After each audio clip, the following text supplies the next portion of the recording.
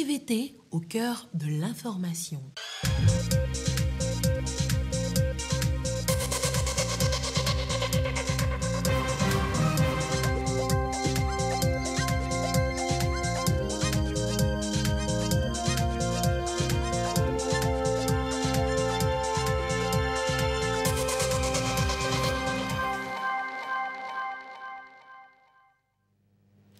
Bonsoir à toutes et à tous, bienvenue dans ce journal. Dans l'actualité ce lundi, il y a d'abord la 5e conférence des Nations Unies sur les pays les moins avancés. Une quarantaine de pays y participent. Le Togo est représenté par une délégation de haut niveau conduite par le Premier ministre Victoire Toméga Dobé. Rentrée officielle des élèves professeurs d'école à Adeta. Ils sont au total 2656 à débuter la formation ce matin en présence du ministre chargé des enseignements primaires et secondaires. Également dans ce journal, la réunion du secteur des assurances ce matin à Lomé, une séance de travail sur les enjeux, défis et perspectives de l'assurance inclusive au Togo. En savoir davantage tout à l'heure. Et puis le message de la ministre chargée de la promotion de la femme à l'occasion du 8 mars, la journée internationale des droits de la femme, la 46e édition, axée sur les innovations et technologies. Voilà pour les titres. Direction tout d'abord Doha au Qatar où se tient la 5e conférence des Nations Unies sur les pays les moins avancés. Une quarantaine de pays y prennent part. Le Togo est représenté à cet important rendez-vous par une délégation de haut niveau conduite par Madame le Premier ministre Victoire Toméga Dobé. Les grands enjeux de cette rencontre, c'est avec Yves Agbevivi. Importante délégation gouvernementale, Madame le Premier ministre est arrivée à Doha, capitale du Qatar, où se tient la 5e conférence des Nations Unies sur les pays les moins avancés PMA, conformément à la résolution 73-242 de l'Assemblée générale de l'institution onusienne. Doha 2023 au Qatar National Convention Center amènera les chefs d'État et de gouvernement à plancher sur les points clés, à savoir investir dans les personnes, éradiquer la pauvreté et renforcer les capacités des pays les moins avancés. Il s'agit aussi pour les dirigeants de se mobiliser face aux questions d'actualité pour renforcer la résilience après la COVID-19 et de lutter contre les affres des changements climatiques. Il s'agit pour les dirigeants des 46 pays membres des PMA et des partenaires au développement d'ouvrir la voie à la mise en œuvre du programme d'action de Doha qui comprend l'élaboration des stratégies pour la prochaine décennie grâce à une industrialisation inclusive et durable et de débloquer le financement des ODD grâce à des cadres d'appui nationaux intégrés pour des voies inclusives, durables et résilientes dans les PMA. En prélude à l'ouverture officielle de la conférence, Madame le Premier ministre a, au nom du chef de l'État, Foresos Inania Singbe, pris part au sommet des chefs d'État et de gouvernement des PMA qui ont exposé leurs avancées, de même que les défis auxquels ils sont confrontés, et proposé des pistes de solutions. Éducation, et c'est la rentrée académique à l'école normale de formation des professeurs d'école à Adeta dans le Cloto. Ils sont 2656 à débuter les cours ce jour. Le temps est donné par le ministre chargé des enseignements primaires et secondaires. Nous allons y revenir. À Sokodé, ils sont 432 élèves professeurs d'école à effectuer leur rentrée pour une formation de 2 ans. Une démarche née de la volonté des plus hautes autorités à former un nouveau type d'enseignants à même d'impacter la société. Désiré à l'œil. Montée des couleurs signe d'une reprise des activités à l'ENFPE de Sotoubois. Une nouvelle aventure démarre pour ces jeunes filles et garçons des admis au dernier concours d'entrée à l'école normale de formation des professeurs d'école.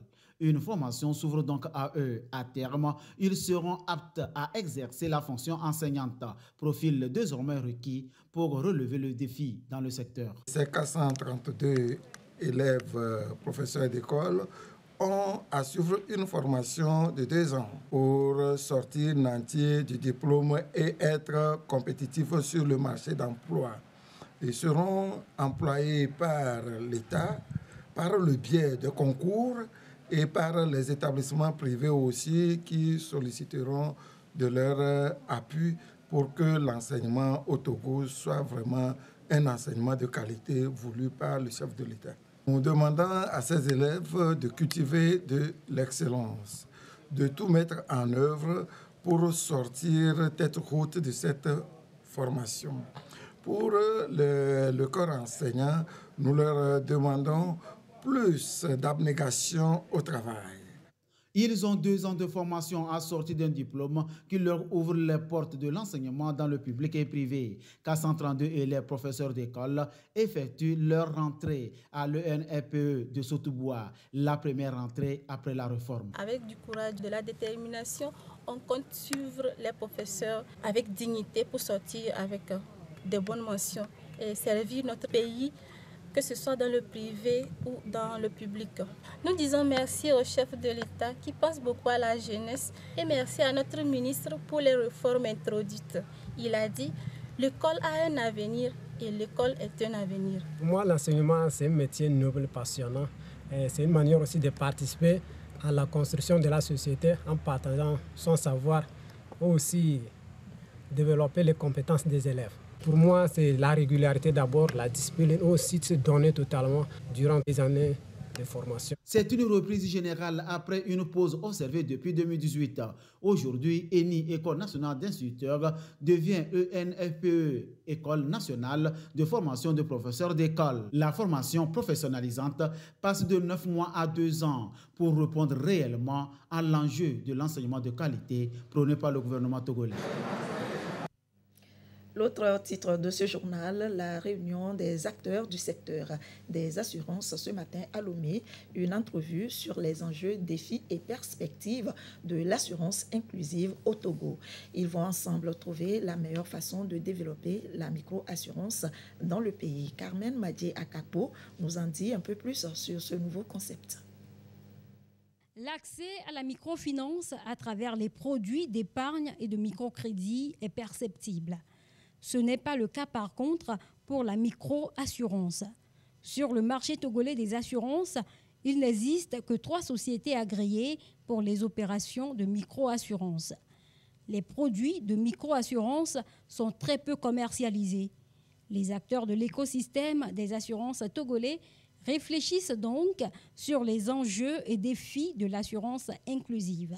L'idée est de permettre aux assureurs de mieux appréhender le concept micro-assurance qui est un réel facteur de développement économique. Pour accompagner le PND, la feuille de route gouvernementale, que cet atelier a été organisé à l'intention de tous les partenaires qui peuvent, par leur action, consolider l'inclusion financière et mettre à la disposition des populations vulnérables, agriculteurs, secteurs informels, les économiquement faibles, des produits d'assurance pour les prendre ou pour les garantir.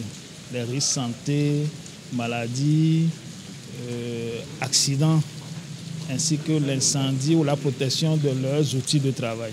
D'après le rapport annuel du marché togolais des assurances de 2021, les primes émises en micro-assurance vie représentent 1,54% des primes totales du marché. Le marché regorge encore de beaucoup de défis. Il faut distinguer l'assurance classique qui s'adresse à la population aisée, qui a les moyens pour pouvoir payer une prime assez considérable, qui comprend ce que c'est la finance, et l'assurance inclusive. L'assurance inclusive qui s'adresse à cette population n'ayant pas les mêmes moyens, n'ayant pas le même niveau d'éducation financière que la population qui est prête à acheter une assurance classique. L'assurance accessible souhaite rendre accessible l'assurance à tous ceux qui sont exclus ou mal desservis ou partiellement servis par les assureurs classiques.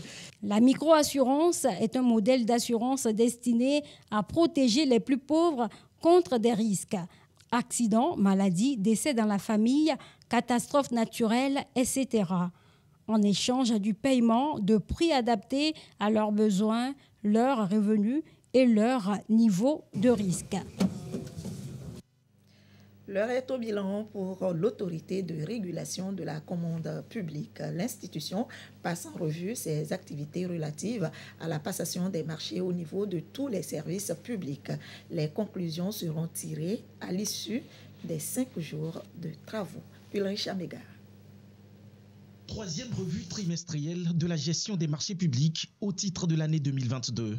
C'est la toute première session en présentiel depuis la crise sanitaire du Covid-19. Points focaux, membres des organes de gestion des marchés publics, des autorités contractantes. Ici, on apprécie le niveau d'exécution des plans prévisionnels de passation des marchés publics. Les expériences et les bonnes pratiques en matière de gestion sont aussi partagées. C'est une revue bilan et la thématique n'est rien d'autre que apprécier ou évaluer la performance de mise en œuvre des plans prévisionnels de passation des marchés publics. Donc, autrement, évaluer la performance en matière de gestion de la commande publique au niveau des différentes autorités contractantes. C'est les autorités contractantes, à travers les représentants de ces autorités contractantes, qui mettent en œuvre les plans prévisionnels de passation des marchés publics. Donc l'évaluation serait juste de regarder le niveau d'atteinte des résultats. Il y a quelque chose qui est prévu en début d'année, nous sommes à la fin de l'année, on veut voir quel est le taux d'exécution et tirer les leçons, prendre des résolutions et formuler des recommandations. L'autorité de régulation de la commande publique veut par cette démarche appeler à se conformer à l'article 8 du nouveau code des marchés publics. En tout, 5 jours de rencontres pour faire mieux en 2023 afin d'assurer une consommation optimale des crédits mis à disposition des autorités contractantes pour les acquisitions publiques. Tout autre chose, l'agriculture et la séance de restitution des travaux du Forum des producteurs de la région des Plateaux. Les populations de Ntivou dans la commune Ogu 4 et Akbaré dans Ogu 2 sont mises au courant. Sylvain Abdou. Ils n'ont pas pu effectuer tous le déplacement le 11 février dernier lors du FOPAT à Tapamé. Il s'agit de ces producteurs agricoles à la base, aujourd'hui mobilisés par les cadres de Logo pour une rencontre de restitution. Rencontre pour partager avec eux les acquis du forum, voulu par le chef de l'État qui veut faire de l'agriculture un véritable moteur de développement. Ici à Ntivou, dans la commune Ogu 2, tous les engagements pris ont été relayés en vue d'un changement de paradigme dans la production. Nous avons parlé de la mise en place des coopératives. Nous avons parlé de la possibilité de financement pour le développement de l'agriculture. Il s'agit aussi de la facilité de l'agriculture, la disponibilité des tracteurs, la disponibilité des machines agricoles, la disponibilité des matériels d'irrigation, la disponibilité des intrants pour que notre agriculture puisse se passer dans la facilité. Cette restitution, c'est de permettre à toutes les populations des milieux les plus reculés d'être informées pour un élan nouveau. D'où cette présence également ici à Akbaré dans la commune Ogu 2. Ici, toutes les mesures prises par le chef de l'État ont été rappelées aux producteurs. Il a décidé de créer des zones d'aménagement pour accueillir les bétails dans l'intention de résoudre un tant soit peu les conflits qui minent le secteur agricole et qui met en conflit les producteurs agricoles et les peuls éleveurs. Il a aussi décidé de créer des zones d'aménagement, surtout le long du barrage de Nangbeto, pour pouvoir servir de site de production maraîchère. Il a aussi dit que cette année, il ferait en sorte que les producteurs togolais ne vont pas souffrir d'engrais. La démarche des cadres de Logo, c'est de mieux répondre aux objectifs et à la vision du chef de l'État qui attend accompagner les producteurs pour une transformation structurelle de l'agriculture. Notre espérance, c'est que les populations s'approprient véritablement de ce projet du chef de l'État. C'est pour cela que nous avons mis un comité de suivi et d'assistance des populations en vue de la mise en œuvre des conclusions qui sont produites à l'issue du forum qui est tenu à Atapamé. Et ce pour que les populations puissent adhérer, puissent s'approprier de cette nouvelle vision de l'agriculture dans notre pays. Cette politique agricole engagée par le chef de l'État vise à redynamiser l'agriculture pour améliorer la sécurité alimentaire et surtout permettre aux producteurs d'être de vrais entrepreneurs agricoles. Dans l'actualité internationale, la situation des migrants en Tunisie, les autorités annoncent des mesures pour calmer la polémique, des mesures pour faciliter les procédures de séjour des étudiants subsahariens et assouplir celles pour les départs volontaires de migrants irréguliers vers leur pays. Virulent discours du président Kais Saied, l'administration fait marche arrière et promet de lever les obstacles pouvant faciliter l'obtention des cartes de séjour pour les étudiants et étrangers d'Afrique subsaharienne. Parmi les nouvelles décisions rendues publiques dimanche, Tunis s'est engagé à prolonger les attestations de résidence de 3 à 6 mois pour ces personnes. Et alors que les pays ont commencé à rapatrier leurs ressortissants, les autorités tunisiennes ont décidé de les accompagner en allégeant les pénalités. Un numéro vert est désormais disponible pour leur permettre d'alerter en cas de violation de leurs droits. Mais après ces nouvelles mesures, beaucoup s'interrogent encore sur leurs effets à court terme, puisque depuis le discours incendiaire du président, ils sont nombreux à vivre dans la rue parce que chassés abusivement de leur logement ou de leur travail. Notons qu'en Tunisie, un contrat de bail est obligatoire pour un renouvellement de la carte de séjour.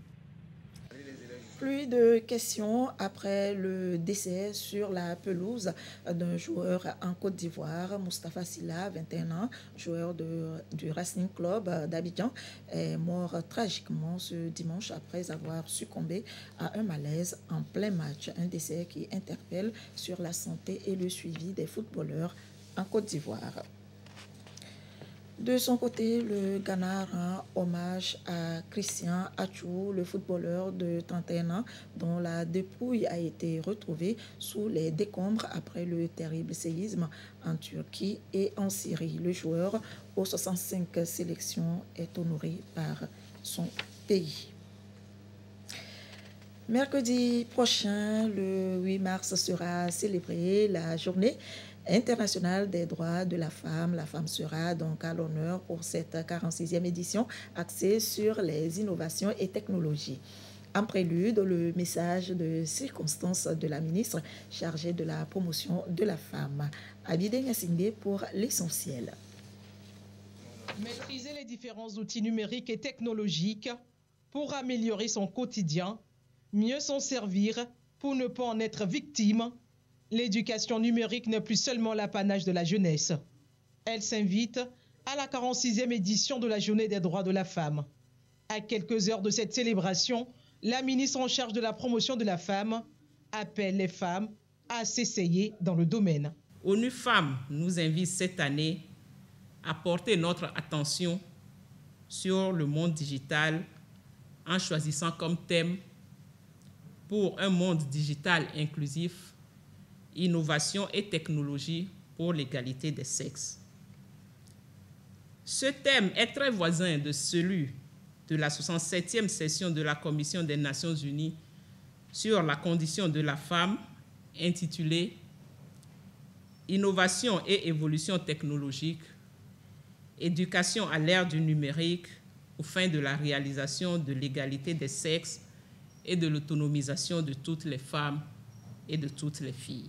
Ces deux thèmes presque similaires, pour meubler les réflexions des deux événements majeurs de l'année 2023 en faveur des femmes, sont la preuve de l'intérêt croissant que la communauté internationale porte à l'impérieuse nécessité de faire de notre planète un monde digital plus inclusif et plus intégré. Au Togo, le développement du numérique reste au cœur des politiques publiques. Il est pour le gouvernement un outil puissant pour faire avancer l'égalité de genre et permettre aux femmes de réaliser leur plein potentiel.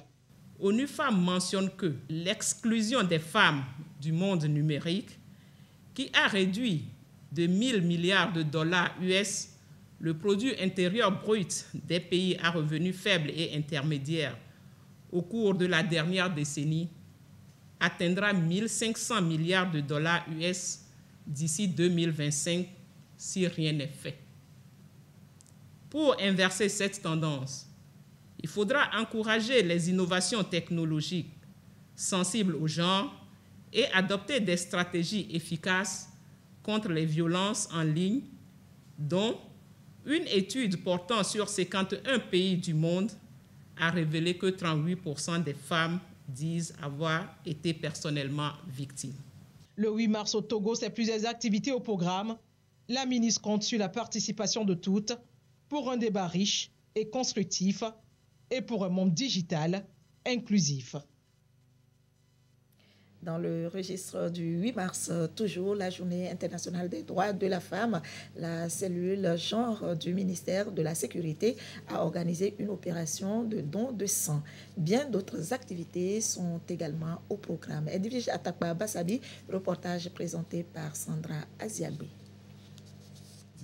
Elles se sont mobilisées pour une même cause, donner un peu de leur sang pour sauver des vies. Ces agents de la police, de la gendarmerie, de l'ANPC et de CIPLEV, entre autres, ont été sensibilisés sur le bien fondé du don de sang. Le sang artificiel n'existe pas, d'où la nécessité de donner un peu de son sang pour sauver la vie.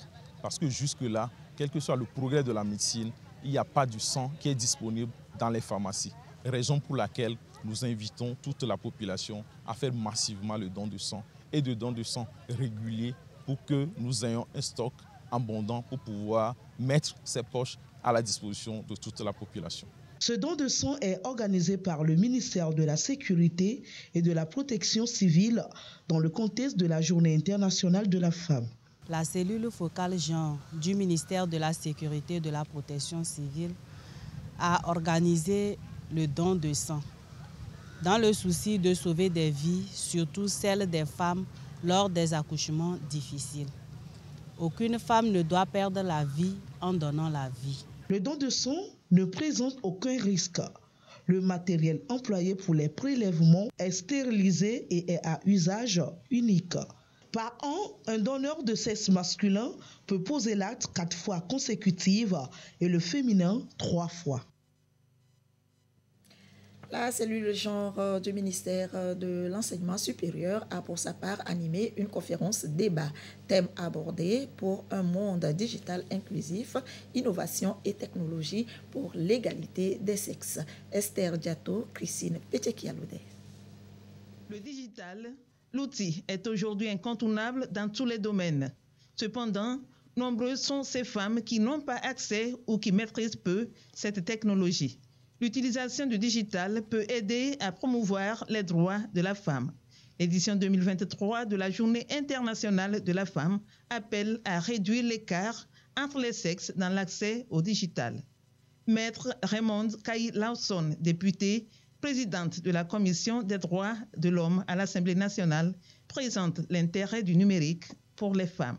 Je leur ai expliqué comment on pouvait se servir de l'Internet, du digital pour faire évoluer la femme et son leadership.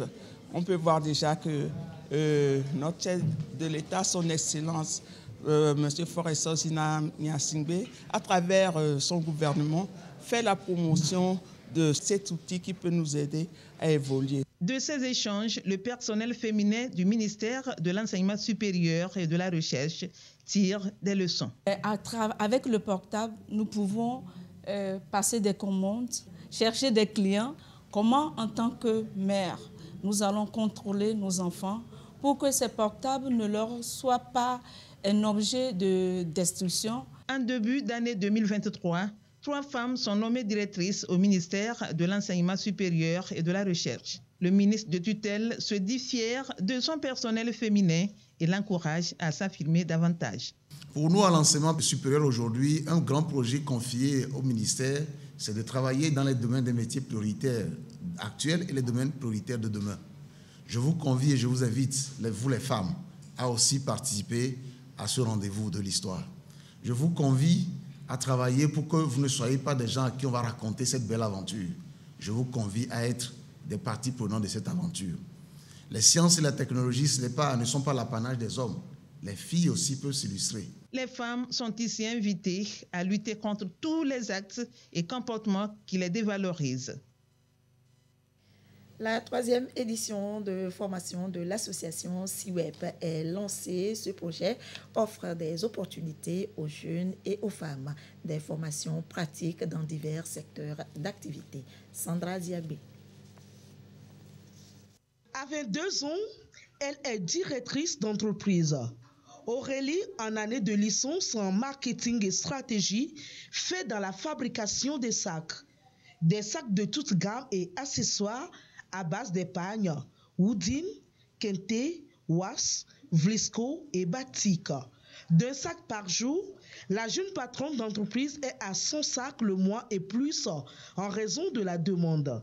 Aurélie est un produit de l'association CIWEP, une association qui forme les jeunes dans le perlage et autres. À cette 3e édition de formation, la jeune passionnée est coformatrice. À l'édition passée, j'étais participante dans le domaine de création fashion. On faisait la confection des accessoires de mode d'empagne, des sacs, boucles d'oreilles, chaussures et ceintures. Donc, c'est ce que j'avais appris. Mais aujourd'hui, je suis la directrice d'une entreprise où on emploie encore d'autres jeunes. Cette formation, ça a apporté beaucoup. C'est vrai, j'avais déjà la passion pour la confection des sacs, mais ici, j'ai eu une formation de base qui m'a permis de me propulser professionnellement. Donc, je vais transmettre le savoir-faire, mais je pense qu'en plus, il y a une mentalité qui est plus importante, malgré les difficultés d'avancer. Donc, durant ces 6 jours de formation, nous allons travailler dans différents domaines, tels que le make-up et la création fashion.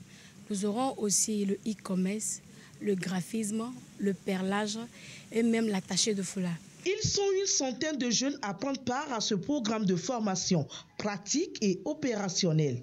Il s'agit de faire d'eux des citoyens financièrement autonomes et utiles à leur patrie.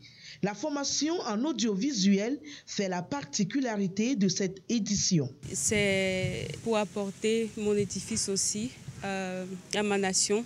C'est très important pour les jeunes entrepreneurs comme nous d'essayer d'aider nos frères et sœurs pour que nous puissions quand même porter haut la nation togolaise. De ces jeunes, j'attends l'excellence parce que nous avons mis le paquet pour que ces formations, malgré qu'elles sont gratuites, qu'elles puissent être de haut niveau. Pour moi, mon apport, c'est au niveau de la formation et du développement personnel. La 3e édition de formation des jeunes et femmes a reçu le soutien de l'ancien ministre de l'Enseignement supérieur et de la Recherche, Nick Broum.